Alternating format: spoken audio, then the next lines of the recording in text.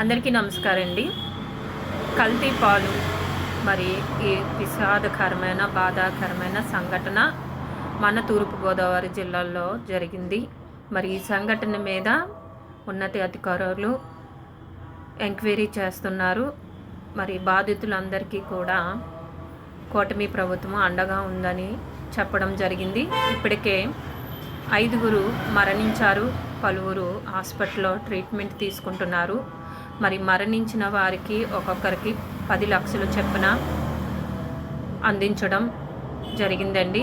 మరి ఎవరైతే ఇంకా హాస్పిటల్లో ఉండి ట్రీట్మెంట్ తీసుకుంటున్నారో వారి పూర్తి ఖర్చు గవర్నమెంట్ వారే భరిస్తామని హామీ ఇవ్వడం జరిగింది.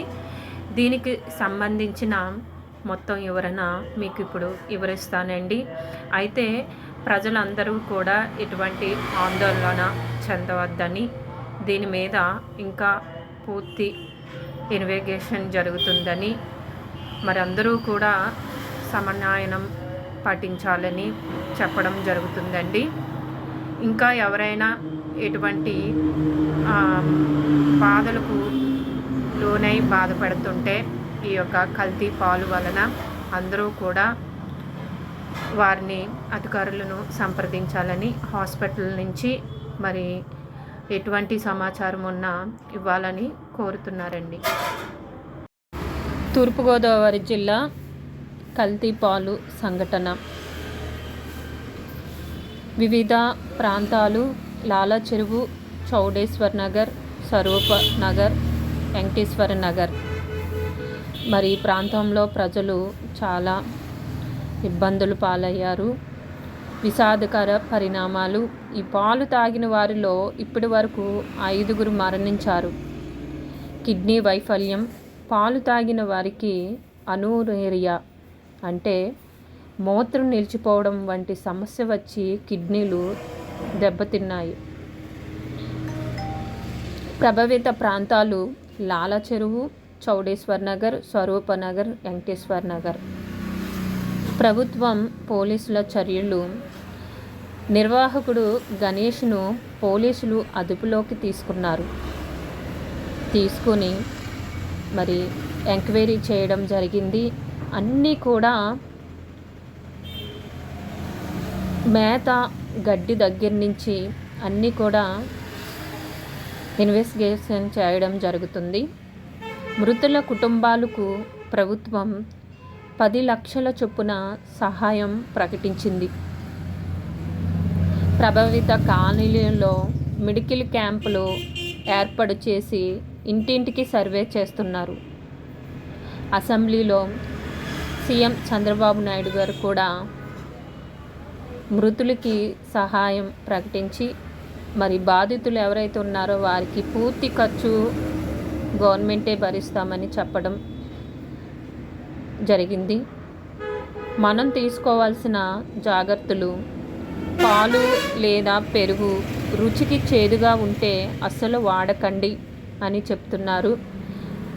విడిగా పాలు పోసే విషయంలో అప్రమత్తంగా ఉండండి, జాగ్రత్త వహించండి అని చెప్తున్నారు.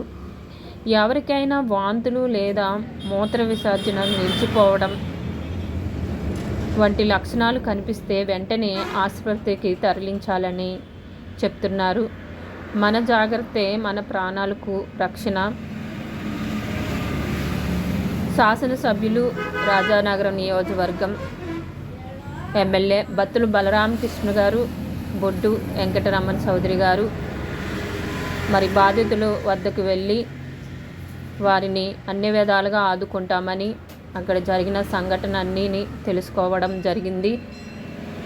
ప్రజలు భయాందోళన చెందవద్దని అక్యూట్ రేనల్ ఫెయిల్యూర్ కేసులపై జిల్లా కలెక్టర్ కీర్తి సేకూరి గారు ప్రజలను ఆందోళన చెందవద్దని సూచించారు.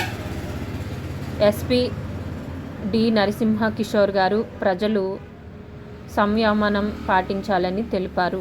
నగర పాలక సంస్థ కమిషనర్ రాహుల్ మీనా గారు పరిస్థితిని నిరంతరం పర్యవేక్షిస్తున్నట్లు తెలిపారు. గమనించవలసిన లక్షణాలు: వాంతులు, వికారం, మూత్ర విసర్జన తగ్గడం, బలహీనత. ప్రభావిత ప్రాంతంలో వైద్య శిబిరాలు, ఇంటింటి సర్వేలు కొనసాగుతున్నాయి.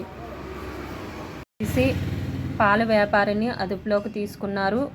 అనుమానాస్పద లక్షణాలు కనిపించిన వెంటనే హెల్ప్ లైన్ 9494060060ను సంప్రదించండి.